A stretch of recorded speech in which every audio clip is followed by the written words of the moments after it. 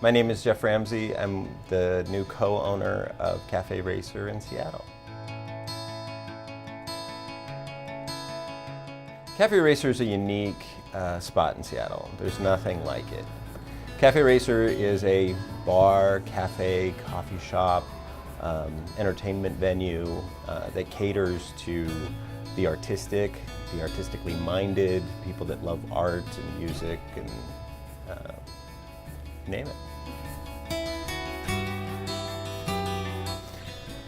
Cafe Racer opened as Lucky Dog Espresso back in 2004. And for about a year, it was this little tiny coffee shop that sold a couple of draft beers and baked goods and coffee.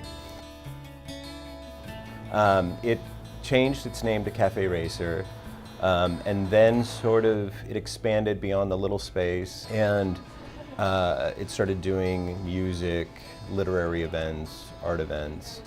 And so in 2005, I started doing an art night here. And one night a month, we would sort of feature all these up-and-coming or unknown artists. And so that's really how my relationship with Cafe Racer started. That killing spree in Seattle, we're learning new details about the man who went on a shooting rampage at a coffee shop before then opening fire in the streets. ABC's Neil Karlinski has the latest. Neil? Police say the shooter was 40-year-old, caught on surveillance cameras with what looks like a gun near his waist. They say his rampage began around 11 a.m. when he walked into this Seattle cafe in the middle of a neighborhood and opened fire. And then in 2012, there was a tragic shooting at the cafe. There was a mentally ill man who had been known to the people at the cafe, but he came in one morning. It was May 30th, 2012, and killed 4 people, 4 regulars who were at the bar, who were all artists and musicians and actors, and shot the chef, and then went on a run and ended up taking his own life when the police closed in. So it was this very tragic moment. The previous owner likes to say, you know, Cafe Racer had 15 glorious years and 1 really bad day. And that's kind of how it was. There was a tremendous outpouring of love and grief and support from the community when that happened. And so Cafe Racer was able to stay open for another 4 years. And then Cafe Racer closed October 18th of 2017. My wife actually sent me a Facebook post saying, hey, tonight's the last night at Cafe Racer. And I felt like the wind was knocked out of me. I thought, yes, I certainly had a certain amount of love for this place, but I also felt like it was really important, both as a living memorial to the people who passed away and to the arts community in Seattle as a whole. You know, back in the early 80s to early 90s, there were these little sort of quirky art joints everywhere. There were bars or galleries or whatever that would host punk rock shows and, you know, have spray paint art. And so there was a really thriving art scene at that time, and that's sort of waned a bit in Seattle. Seattle's become,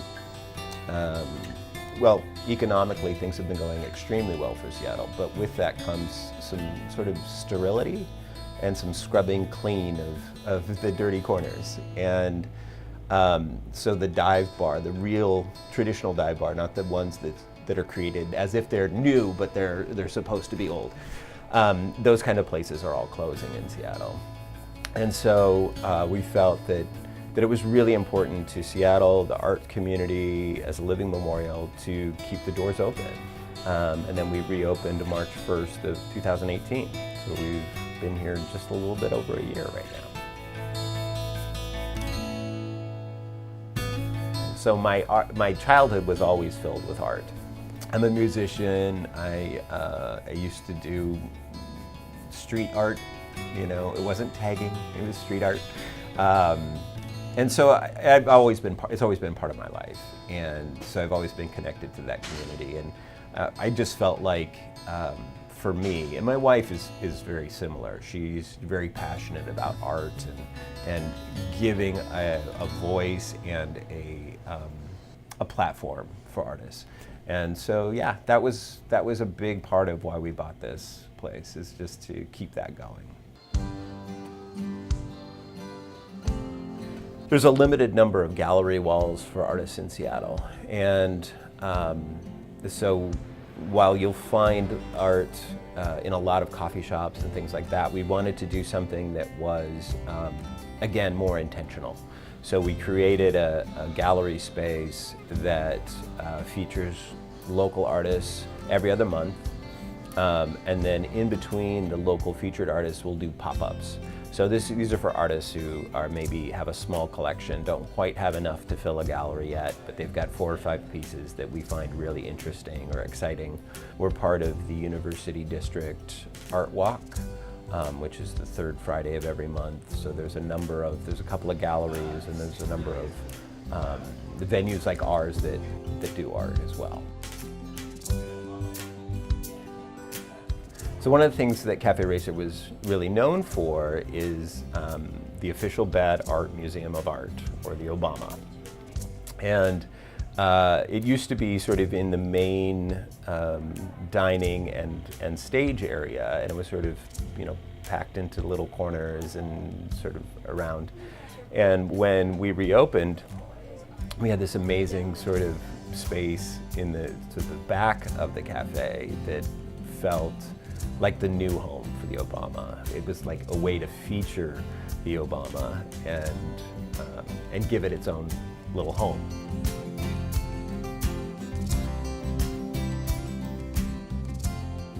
My name is Marlo Harris, and I'm the creator and curator of the official Bad Art Museum of Art, also known as Obama. And we started it in 2008, right before the election. And we were really excited about opening this Bad Art Museum.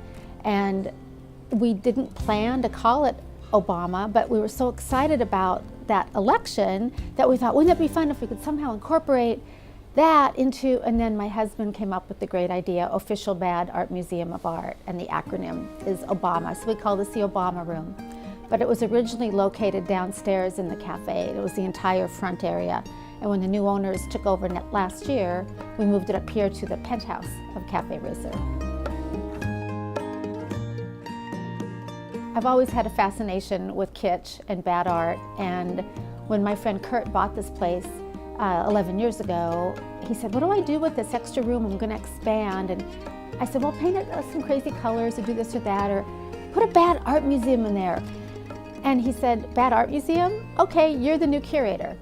So I took that as a challenge, and so I came up with this. So it's kind of an installation, and I've done that a few times in the past around the city. So it was something that I've done before, and I rose to the occasion. So bad art isn't like a child's drawing, because they don't have the training. And bad art isn't something intentionally made bad. It's something that people, where they put forth their best effort, and it's still a little off. You know, the grandma painting with the nose kind of sideways, or the unsymmetrical, limbs, that sort of thing. It's people showing their best effort and just not quite getting it right. Kurt Geisel, the original owner, has always been an artist, and I've always admired that he was trying to create an art space, another space, a third place where you could go that wasn't your home, and it wasn't really a place of business, it was someplace in between. So I loved that idea, and I was really happy to be a part of it.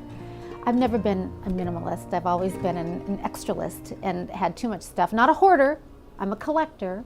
And I've always been collecting this stuff anyway, so I was really happy to find a place to kind of put my vision and my creations and my collections for people who would enjoy it and appreciate the eclectic design. And this room has become the cool kids hangout. Like, we have so many meetups here. We have everything from Dungeons and Dragons groups we have these Catan groups that come in all the time to play games. We have coders that meet up here. We have something called the Seattle Psychedelic Society, which meets every Wednesday. And what they do is they study the use of psychedelics as therapy medicines. Yeah, it's fun. It's just this great, funky, quirky, lovely little space. It was sort of by default that we got back into the cafe. We sort of wormed our way in to the space and agreed that we would make it look, look good. And so we painted the floor. It took us about 100 hours to hand paint the leopard skin floor. And then I got really excited about the looks, and I started making these pillows out of random pieces of cloth that I had and old sheets and stuff, bathrobe. It's like a bathrobe, I think, that I made this. But I got excited about, just making it all kind of an immersive art space, and they let us do it. They gave us free rein, and for that I'll always be grateful. I added lights and whatnot, but most of this is from my own personal collection, except for some of the major pieces like Jesus of Peeps, which is a portrait of Jesus done in marshmallow peeps. But most of it's either found art or recreated by me or my husband, Joe. You asked how does it feel to have this space used by lots of different people for playing parcheesi or making art or doing their homework, and I have to say that I get so much more out of it than they possibly could, because just coming up here sometimes and watching people interact with the art and just seeing their faces and seeing like kids just being fascinated, I get a kick out of that. And I'm so glad to be able to share this with people and have them be amused. And if I can bring a little joy to people's day just by sharing my vision with them, I get a kick out of it. So being part of this community here at Cafe Racer has helped me grow as a person. I've been the happiest here, and I've been the saddest in my entire life in this place. And I've experienced the range of emotions, but it's ultimately everything that's happened here has added a positive note to my life. Now, in retrospect, I can see that being here has been a very good thing for everyone in my family. There was a time when I thought that it was closed forever and lost, and now it's sort of like a phoenix rising from the ashes. It's a place of beauty and hope again. And I'm so glad to be a part of it. So the thing about Cafe Racer is I'm in my mid-50s. I've owned a lot of businesses. I've owned nightclubs and fancy hotel bars, and I've done all kinds of different things. And when this came up and we had the opportunity to come back in, I thought, okay, I'm coming back into this industry that I know, but have been out of for a long time.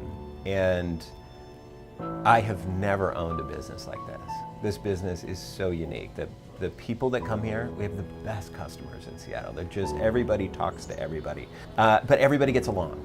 It's this beautiful sort of melting pot of characters. And Cafe Racer provides this amazing sort of lovely, warm place for everybody just to be themselves. And nobody is not welcome here. Everybody is welcome.